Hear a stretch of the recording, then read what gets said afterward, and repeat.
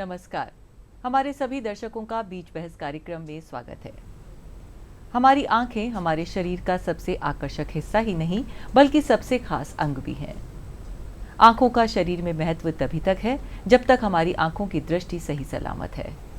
इसीलिए आंखों की देखभाल करना बेहद जरूरी है।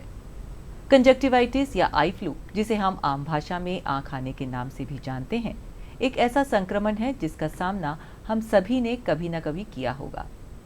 मगर इस समस्या के होने पर क्या करना चाहिए और इसके बचाव के क्या तरीके हैं, यही सब जानने और समझने के लिए आज स्टूडियो में हमारे साथ मौजूद हैं वरिष्ठ नेत्र रोग विशेषज्ञ पंकज शर्मा। आप सवाई मानसिंह अस्पताल में विभागाध्यक्ष भी हैं। ये हमें संक्रमण में कारणों और बचाव के बारे में विस्तार से बताएंगे। पंकज जी, आपका स्वागत है हमारे स्टूडियो में। कंजक्टिवाइटिस क्या होता है? देखिए, आँख की जो संरचना है उसमें ऊपर की तरफ तो ये काला हीरा है जिसको कॉर्निया बोलते हैं, और उसके साइड में सफ़ेद वाला भाग होता है जिसमें बहुत पतली सी झिल्ली होती है जिसको हम कंजंक्टिवा कहते हैं। और ये भारी एटमॉस्फेयर से, भारी चीज़ों से एक्सपोज होता है।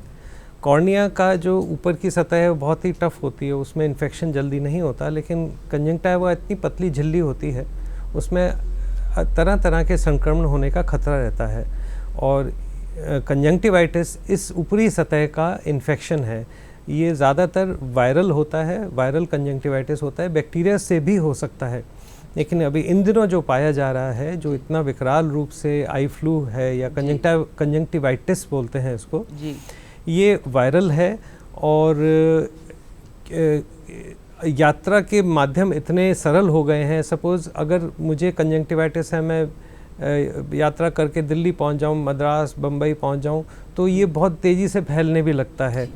और इसके फैलने की वजह से ये हमारे राज्य में नहीं, नॉर्थ इंडिया में पूरी जगह फैला हुआ है और बहुत सारे सैकड़ों केस आ रहे हैं। बहुत विकराल, जहाँ सुने हम इसके मरीज बिल्कुल सुनने में आ रहे हैं। हाँ जी, हाँ जी। ये कितने दिनों में ठीक हो जाता है? देखिए, ये पहले तो फैलता कैसे है जी। फैलता, एक इसके फैलने का जो सबसे बड़ा मुख्य कारण है वो है टच जी। एक गलत धारणा है पब्लिक में कि ये देखने से फैलता है। अगर यदि देखने से फैलता होता तो हमारी जैसे सवाई मानसिंह चिकित्सालय की ओपीडी में लगभग 600 से 700 मरीज़ आते हैं जी। इसमें से हर तीसरा मरीज़ कंजंक्टिवाइटिस का है। तो आप मान लीजिए करीब 200 मरीज़ रोज़ हम खुद देख रहे हैं कंजंक्टिवाइटिस के। तो इस हिसाब से तो हमें सबसे पहले होना चाहिए, तो क्योंकि हम तो देख रहे हैं उन मरीज़ों को, लेकिन देखने से नहीं होता। दूसरी बात, ये हवा से भी नहीं होता। जैसे आप कोविड के टाइम में था कि भाई किसी के खांसने से हो गया या किसी के छींक से या हवा के वातावरण से, वो भी नहीं होता। टच मात्र से होता है। यदि मेरे कंजंक्टिवाइटिस है और मैंने अपने आँखों को हाथ लगाया, रुमाल से पोंछा और किसी से हाथ मिलाए या किसी को कुछ कागज़ दिया, मोबाइल फ़ोन दिया, तो उसने उस जरिए उसके हाथ में आ गया, उसने अपनी आंखों को टच किया और उसके हो गया। दूसरी, घर के अंदर तो बहुत ही कॉमन है, जैसे अपना रुमाल, तौलिया या पिलो कवर है, तकिया है, उसकी टच जो अपन कपड़े सीधे आंख को टच करते हैं उनसे फिर वो फैलता है। छूने से ही फैलता है। इसके अलावा इसका कोई माध्यम नहीं है फैलने का। और एक बार जब ये हो जाता है तो इसके मुख्य लक्षण जो हैं, एक तो आँख बहुत तेज़ी से और जल्दी से लाल हो जाएगी। लाल होने के साथ साथ सूजन आएगी। दो तरह की सूजन है, एक तो सफ़ेद वाली झिल्ली है, वो ऐसे फूल जाती है, और दूसरा पलक भी पूरी सूज जाती है। तो कहीं जब बहुत सीवियर केस होते हैं तो आँख बंद हो जाती है सूजन की वजह से। तो देखने में बहुत भयानक लगता है और मरीज़ को बहुत चिंता भी हो जाती है कि एकदम ये क्या हो गया। लेकिन इससे घबराने वाली कोई बात नहीं है। ये सेल्फ लिमिटिंग डिजीज़ है। सेल्फ लिमिटिंग मतलब ये जैसे खांसी और बुखार होता है मौसम के साथ, सीजनल के साथ, ये स्वतः 5 से 7 दिन में ठीक भी हो जाती है, लेकिन ये परेशान बहुत करती है। लाल होना, सूजन आना, पानी आना, और एक बहुत ही मुख्य लक्षण है जैसे कोई आंख में मिट्टी गिर गई हो, क्योंकि किरकिराहट। आँख की पलक के अंदर की सतह पे छोटे छोटे दाने बन जाते हैं जिनको हम फॉलिकल बोलते हैं, और जैसे वो आँख हम पलक चलाते हैं तो वो रड़कते हैं बहुत ज़्यादा। इससे मरीज़ बहुत परेशान हो जाता है और चिपकने भी लगती है आँख। ये सब जब लक्षण होते हैं तो मरीज़ बहुत ज़्यादा घबरा जाते हैं और आँख को मसलना चालू कर देते हैं। वो कतई नहीं करना चाहिए। मसलने से आँख का जो कॉर्निया है, हीरा है, उसमें डैमेज हो सकता है और फिर वो संक्रमण अंदर तक भी फैल सकता है। तो जब एक बार आई फ्लू हो जाता है, मुझे लगा कि आज मुझको कुछ आंखों में परेशानी सी महसूस हो रही है, तो हमें उस वक्त सबसे पहले क्या करना चाहिए? आम तो ये देखा गया है कि जो भी मरीज़ होता है वो किसी भी लोकल केमिस्ट के पास जाके और कोई दवाई ले लेता है और केमिस्ट भी उसको दे देते हैं दवाई। उसमें जनरली तो सबको हिदायत दी गई है कि डॉक्टर की सलाह के बगैर कोई दवाई नहीं डालें, क्योंकि ज़्यादातर जो केमिस्ट हैं, फार्मासिस्ट हैं, वो स्टेरॉयड ड्रॉप दे देते हैं। वो ऐसी ड्रॉप होती हैं जिनके आगे डी या डीएम या डीएक्स लगा होता है। अच्छा। तो ऐसी दवाइयों का बिल्कुल प्रयोग अलाउड नहीं है। इनसे क्या होता है कि ऊपर से एकदम से रिलीफ मिल जाता है, मरीज़ को लगेगा कि बिल्कुल ठीक हो गया, लेकिन उससे इन्फेक्शन और बढ़ने का, पनपने का और कॉर्निया भी इन्वॉल्व होने का खतरा रहता है। हम मुख्य तौर से इसके केवल लक्षणों को कम करते हैं जिससे कि मरीज़ को आराम मिले, जिसमें एक तो है हम प्लेन एंटीबायोटिक ड्रॉप देते हैं जो कि हम सेकेंडरी इन्फेक्शन या और इन्फेक्शन ना हो, कुछ सूजन कम करने की ड्रॉप्स भी होती हैं, कुछ टैबलेट हैं जिनसे सूजन कम हो जाए। तीसरा, आँख को थोड़ा हल्के निवय पानी से सेक करें और जो भी उसमें गीट वगैरह आता है उसको साफ़ करें और दिन में 3-4 बार ऐसे करें, इससे तुरंत आराम भी मिलता है। और इसके अलावा यदि कुछ एक केसेस हैं जिनमें बुखार भी होता है। अच्छा। वायरस 2 प्रकार के हैं जिसमें जो पाया जा रहा है कंजंक्टिवाइटिस, एक तो है एडिनो वायरस और एक है एंटेरो वायरस। एडिनो वायरस की खासियत ये है बच्चों में ज़्यादा होता है और यंग एडल्ट्स में, और बच्चों में इसके साथ बुखार भी आता है। तो यदि बुखार के साथ आँख में सूजन है तो एडिनो वायरस है, और इसमें घबराने की कोई बात नहीं है। इसका घर पे ही इलाज हो जाता है, डॉक्टर की सलाह से होता है। बुखार की अलग दवाइयाँ हैं, आँख की अलग दवाइयाँ चलती हैं। दूसरा प्रकार है एंटेरो वायरस। ये थोड़ा सा ओल्ड एज में ज़्यादा पाया जाता है, जो वृद्ध लोग हैं उनमें ज़्यादा पाया जाता है। और इसका मुख्य लक्षण है कि आँख की जो ऊपर वाली सतह है उसमें हेमरेज हो जाते हैं या खून के थक्के जम जाते हैं, तो आँख बहुत ज़्यादा लाल दिखती है। वो लालपन इन्फेक्शन का नहीं होता, लेकिन आँख की जो बाहर की जो ब्लड वेसल्स होती हैं, खून की नलियाँ हैं, वो रप्चर हो जाती हैं और फिर वो खून के थक्के जैसे जम जाते हैं आँख के अंदर। तो ये देखने में बहुत भयानक सा लगता है और मरीज़ बहुत डर भी जाते हैं, परेशान भी होते हैं। लेकिन ऐसी बात नहीं है, ये इन खून के थक्कों को साफ होने में थोड़ा समय लगता है, पर अंततः ये कोई आँख की रोशनी पे कभी असर नहीं डालता यदि हम पूरा केयर लें, सही दवाई लें, डॉक्टर की सलाह से ही दवाई लें, आँख को मसले नहीं, रगड़े नहीं और इसकी जो फैलने को रोकें। तो ये तो आपने बताया कि अभी आंखों की रोशनी पे से नहीं फ़र्क पड़ता है, ये बहुत अच्छी बात है। लेकिन इसके अंदर ये देखा है कि कई बार 4-5 दिन में जनरली ठीक हो जाता है, लेकिन ये कई लोगों का मैंने से सुना भी है कि लंबा टाइम भी ले रहा है, 8 से 10 दिन 12 दिन तक भी लग रहे हैं, उसके बाद भी आंखों के नीचे जो है वो सूजन बनी हुई रह रही है। बिल्कुल, बहुत सही आपने प्रश्न किया जी। जो अब जैसे हमने कोविड में भी देखा, कईयों को बहुत सीवियर कोविड हो रहा है, कईयों को जस्ट छू के निकल गया है। बॉडी की अपनी इम्यून स्टेटस होता है, वो बॉडी का एक शरीर की एक उस किसी इन्फेक्शन से लड़ने की क्षमता होती है। ये बहुत कम एज के बच्चों में ज़्यादा होता है कंजंक्टिवाइटिस, बहुत ज़्यादा विकराल रूप में आता है या बहुत ओल्ड एज में आता है। ऐसे केस में इम्यूनिटी थोड़ी कम होती है। दूसरा, जिनके मधुमेह या डायबिटीज़ है उनकी भी इम्यूनिटी कम होती है, उनमें ज़्यादा सीवियर फॉर्म में आता है, ज़्यादा विकराल रूप में आता है। और कुछ ऐसी दवाइयां हैं जिनसे बॉडी की इम्यूनिटी कम होती हैं, जैसे स्टेरॉयड हैं, जिसके लिए मैंने पहले भी मना किया है कि भाई स्टेरॉयड कभी नहीं डालें। या कई लोग होते हैं जिनको स्टेरॉयड की गोलियां खानी पड़ती हैं, उनसे उनकी बॉडी की जो इम्यून है, जो इन्फेक्शन से लड़ने की क्षमता कम हो जाती है। कई लोगों को कैंसर का ट्रीटमेंट चलता है, इसमें भी बॉडी की इम्यूनिटी कम हो जाती है। ऐसे केस में बहुत सीवियर फॉर्म आता है और वो बहुत देर तक भी रहता है। लेकिन सबसे इसमें एक सांत्वना वाली बात यह है कि कभी भी इसमें आँख की रोशनी पे असर नहीं डालता ये, अनलेस अगर हमने कोई गलत इलाज ले लिया हो या इसमें हम आँख को बहुत ज़ोर से मसल लें और इस तरह से कोई उसकी ऊपर की सतह को हानि पहुँचा दें। केवल एक इसकी कंडीशन है जिसको हम बोलते हैं सब एपिथेलियल इन्फिल्ट्रेट्स। ये कुछ केसेस में, जैसे आई फ्लू ठीक हो गया, बिल्कुल आँख नॉर्मल हो गई, लेकिन फिर भी थोड़ा धुंधलापन रह जाता है। आँख के हीरे के ऊपर कुछ छोटे छोटे स्पॉट आ जाते हैं और ये एक तरह से एक इम्यून रिएक्शन होता है उस इन्फेक्शन के लिए, और इसका उपचार संभव है और ये बिल्कुल ठीक भी हो जाते हैं। तो यदि कोई धुंधलापन आए तो उसके लिए डॉक्टर की सलाह से ही उसका इलाज लें, संपर्क में रहें। हाँ, और उसका एक बहुत बड़ा एक लक्षण ये होता है कि जैसे कोई भी रोशनी की तरफ देखें तो उसके चारों तरफ एक ऐसे हेलो सा दिखता है और रंग फैले हुए नज़र आते हैं। तो यदि ऐसा कुछ लक्षण हो आपको कंजंक्टिवाइटिस ठीक होने के बाद, तो डॉक्टर की सलाह से उसका भी अलग से उपचार करवाएं। जी बिल्कुल। तो अब भी किसी को आई फ्लू हुआ, वो घर में रहते हैं, तो क्या उसको भी मैं कहूँगी क्वारंटीन हो जाना चाहिए? हाँ, देखिए क्वारंटीन होना तो थोड़ा बहुत मुश्किल है। बिल्कुल, ये नया शब्द सुना इसलिए। हाँ पिछले दिनों काफी प्रचलन में था ये क्वारंटीन और आइसोलेशन, दो ऐसे शब्द हैं जो हम बहुत अच्छी तरह से वाकिफ हो गए हैं जी। एक चीज़ मैं बताना भूल गया कि कोविड जब आया था, ये जो आई फ्लू का जो एक दौर आता है, हर 3 या 4 साल में एक बहुत ही सीवियर दौर आता है जी। पिछले 2-3 साल में कोविड की वजह से आइसोलेशन भी रहा, क्वारंटीन भी रहा और लोग ज़्यादा घुले मिले भी नहीं, तो इसलिए नहीं आया, सुनाई भी नहीं दिया ज़्यादा नहीं, काफ़ी सालों से नहीं सुनने में आ अब जब ये 4-1 साल बाद अब जो आया है, तो अब क्योंकि लोगों की इम्यूनिटी इस पर्टिकुलर वायरस से कम हो चुकी है, तो बहुत ज़्यादा तेज़ी से फैल रहा है, बहुत सीवियर फॉर्म में आ रहा है जी। तो इसमें आइसोलेट तो करने की आवश्यकता नहीं है जी। लेकिन जो व्यक्ति घर के कामों में जैसे हेल्प कराते हैं, जो हर जगह हर बर्तन को भी या बेडशीट को भी टच कर रहे हैं या घर के काम काज में कर रहे हैं, उनको अलाउड नहीं होना चाहिए टच करना।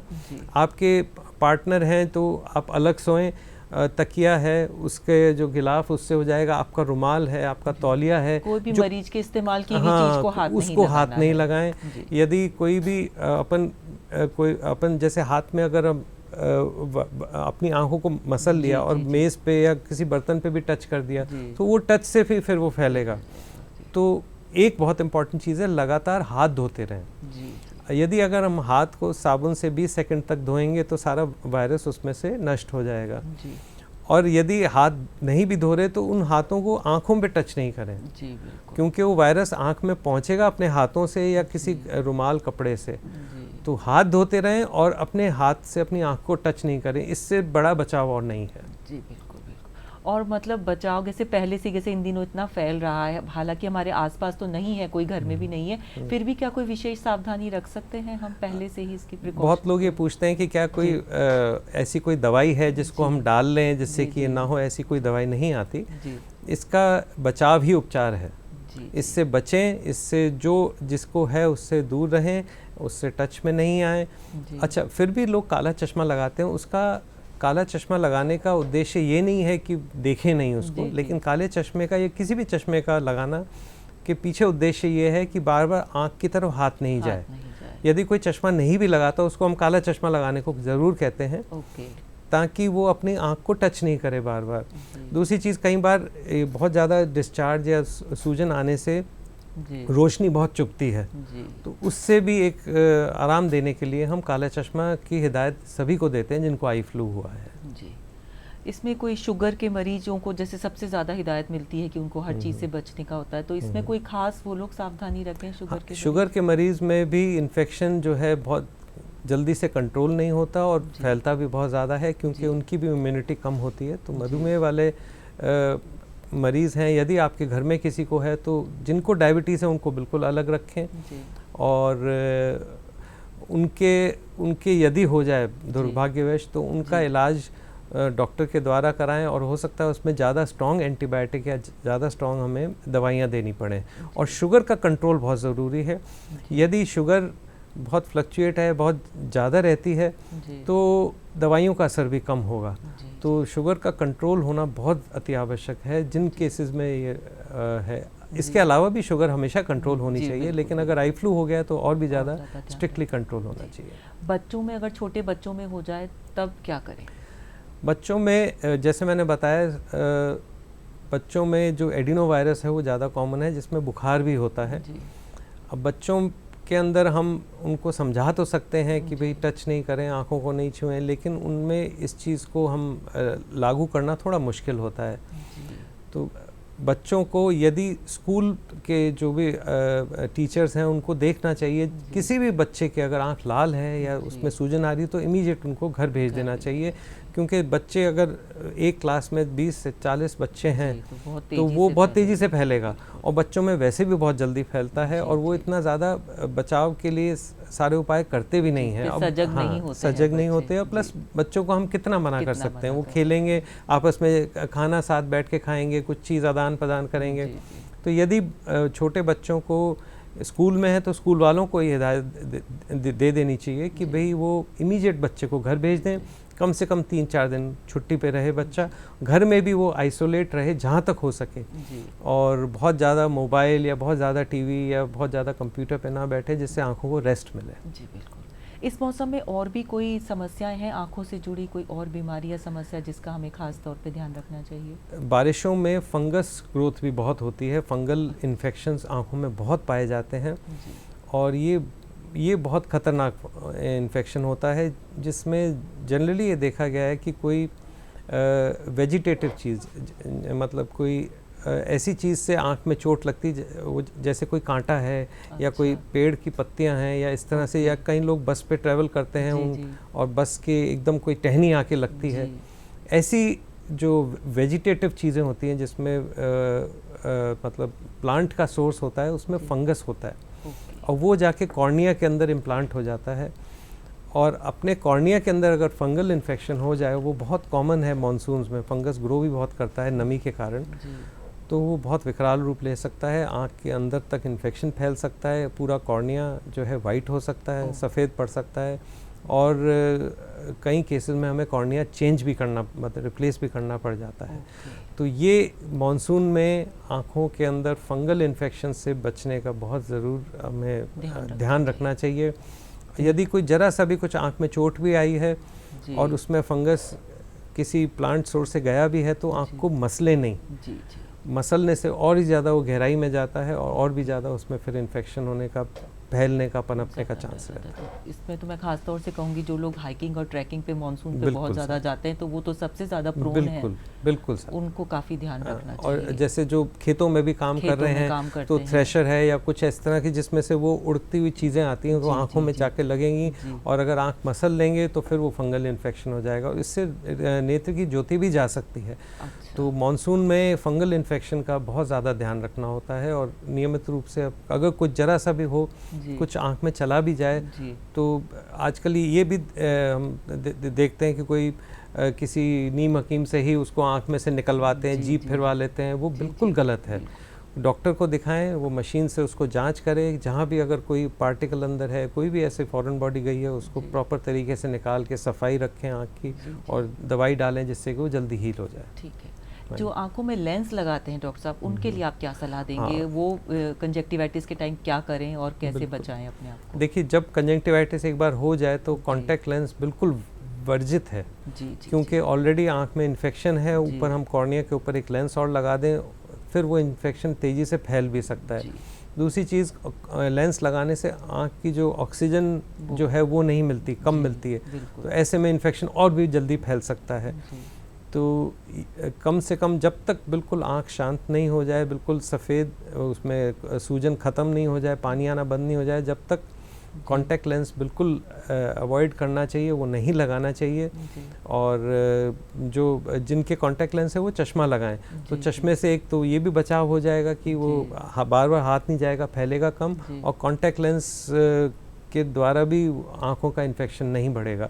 तो ये बहुत ज़रूरी है। आपने बिल्कुल सही कहा कि जिनके कॉन्टैक्ट लेंस इस्तेमाल करते हैं वो बिल्कुल कतई 7 से 10 दिन कॉन्टैक्ट लेंस बिल्कुल नहीं लगाएं, वर्जित है जी। और जो कई लोग जैसे चश्मा उतारने का करवाते हैं ऑपरेशन, कॉस्मेटिक सर्जरी भी होती है कई तरह की, उन लोगों को क्या ध्यान रखना चाहिए? देखिए, मानसून रीज़न के जो टाइम में जनरली आँखों की जो सर्जरी है वो अवॉइड करनी चाहिए, क्योंकि वातावरण में इन्फेक्शन का फैलाव ज़्यादा होता है। हालांकि आजकल हर ओटी में, हर ऑपरेशन थिएटर में सब कुछ कंट्रोल्ड होता है, एयर कंडीशनिंग होती है, सारे फिल्टर्स लगे होते हैं। फिर भी ओटी से निकलने के बाद तो हमें बाहर एक्सपोज होना ही पड़ता है। यदि कोई बहुत ही आवश्यक हो तो ऑपरेशन कराना चाहिए। और जो इलेक्टिव सर्जरीज हैं, इलेक्टिव माने जो आज करा सकते हैं 10 दिन बाद भी करा सकते हैं, उनको हम एटलीस्ट इस टाइम के लिए थोड़ा रोक सकते हैं कि भाई बहुत हेवी ओटी नहीं रखें, थोड़े कंट्रोल केसेस रखें और उनमें भी बहुत ध्यान रख के करें, क्योंकि जहाँ नमी ज़्यादा होगी वहाँ इन्फेक्शन ज़्यादा होने का चांस हमेशा रहता है। जी, मोतियाबिंद वगैरह के ऑपरेशन जैसे इस टाइम होते हैं तो इस टाइम अवॉइड करना ही ठीक है। थोड़ा उसको ये कर सकते हैं कि भाई कुछ दिन बाद करा लें, डिले।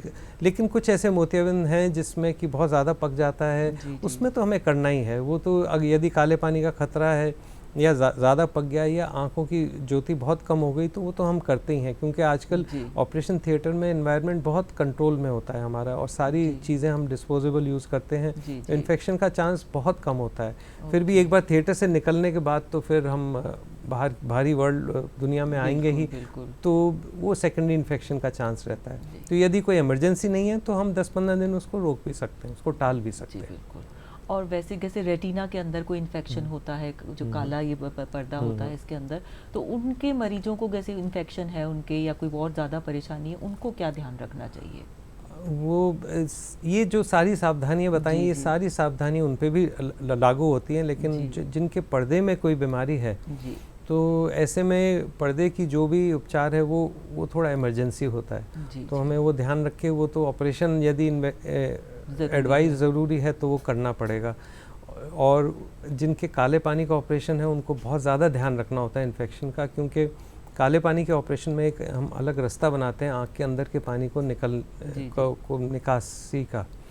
तो वो जो है वहाँ से बाहर का इन्फेक्शन अंदर भी जा सकता है, क्योंकि पानी अंदर से बाहर भी आ रहा है। तो बहुत ध्यान रखने वाली बात है, जिनके पर्दे की बीमारी या काले पानी का कोई ऑपरेशन किया हुआ है वो इस तरह की किसी भी इन्फेक्शन से बचें, अपने आप को आइसोलेट रखें और दूर रखें ऐसे लोगों से जिनके इन्फेक्शन हो।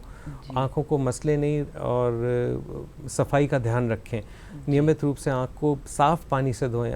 लोग कई बार जैसे नॉर्मल हम टंकी के पानी से धोते हैं, मैं हमेशा ही सलाह देता हूँ कि आँख को अगर यदि धोएं तो ऐसे पानी से धोएं जो पीने लायक हो, पीने वाला, तो उसमें बिल्कुल इन्फेक्शन नहीं होना चाहिए। कई बार टंकी भी अपन साफ़ नहीं करवाते, वो उसमें भी इन्फेक्शन होता है। काफ़ी महत्वपूर्ण बात बताई आपने। तो उससे आँखों को ज़्यादा ज़ोर से नहीं धोएं, सिर्फ जो साफ़ पानी है, पीने लायक पानी हो, उससे आँख को धोएं सुबह शाम। तो ये तो बात हुई लेंस, जैसे जिनके हो गया लेंस लगाते हैं उनको क्या करना चाहिए। और वैसे भी जो जैसे आमतौर पे रोज ही लेंस लगाते हैं या बदलते हैं, डिस्पोजेबल लेंस लगाते हैं, उनको इस मौसम में क्या करना चाहिए? लगाएं लेंस या ना लगाएं? नहीं, लेंस लगा सकते हैं, लेकिन आपने सही कहा डिस्पोजेबल लेंस आ गए हैं जी। जो लेंस लगाने और उतारने में इतनी कोई दिक्कत नहीं होती। एक तो लगाने उतारने की प्रक्रिया जनरली सबको समझ में आ ही जाती है और उसमें उस वक्त तो नहीं कोई ऐसी प्रॉब्लम आती, लेकिन जो सॉल्यूशन है जो हम जिसके अंदर लेंस को रखते हैं वो डेली बेसिस पे चेंज होना चाहिए। ऐसा नहीं कि आपने सॉल्यूशन में लेंस रखा है और वही 6 दिन 7 दिन उसी में आप उंगली से लेंस निकाल रहे हैं और फिर उसको वापस उसी में डाल रहे हैं। डब्बी की भी सफाई ज़रूरी है। डब्बी को डेली साफ़ करें, फ्रेश उसमें सॉल्यूशन डालें। और यदि वो संभव नहीं हो तो डिस्पोजेबल लेंस आते हैं, उसको एक पैक खोला, लगाया और उसको फेंक दिया, तो उसमें तो संक्रमण के चांस बिल्कुल भी नहीं हैं। और एक जो उसका प्रिस्क्राइब टाइम है, एक कॉन्टैक्ट लेंस को हम कहते हैं 6 से 8 घंटे, मैक्सिमम 10 घंटे लगा सकते हैं सॉफ्ट वाले कॉन्टैक्ट लेंसेज को। लेकिन कई लोग उसको लगा के सो जाएंगे, अगले दिन फिर वो वही लगा रह जाएगा, वो बहुत बड़ा संक्रमण का कारण है। तो लेंस का दिन में उसको लगा के कभी सोना नहीं है पूरी रात भर, और उसको उतार के उसको फ्रेश सॉल्यूशन की डब्बी में रखें। उसको लगाने और उतारने से पहले हाथ को अच्छी तरह धोएं, साफ़ करें साबुन से, जिससे कि इन सब चीज़ों से अपने ही द्वारा इन्फेक्शन अपनी आँख में नहीं जाए। तो सफाई का बहुत ध्यान रखने की आवश्यकता है। ये जो अभी फैल रहा है कंजक्टिवाइटिस, इसमें कोई उम्र विशेष पे ज़्यादा ये प्रभाव कर रहा है या सभी उम्र पे इसका बराबर का वो है, या किनको किस उम्र वर्ग के लोगों को ज़्यादा ध्यान रखना चाहिए? बच्चों में बहुत हो रहा है, क्योंकि बच्चे आपस में कांटेक्ट में बहुत आते हैं स्कूल में, उसमें जल्दी फैलता है। यंग एडल्ट्स जो यंग लोग हैं उनमें बहुत है, क्योंकि उनका आउटडोर एक्टिविटी, लोगों से मिलना करना बहुत होता है।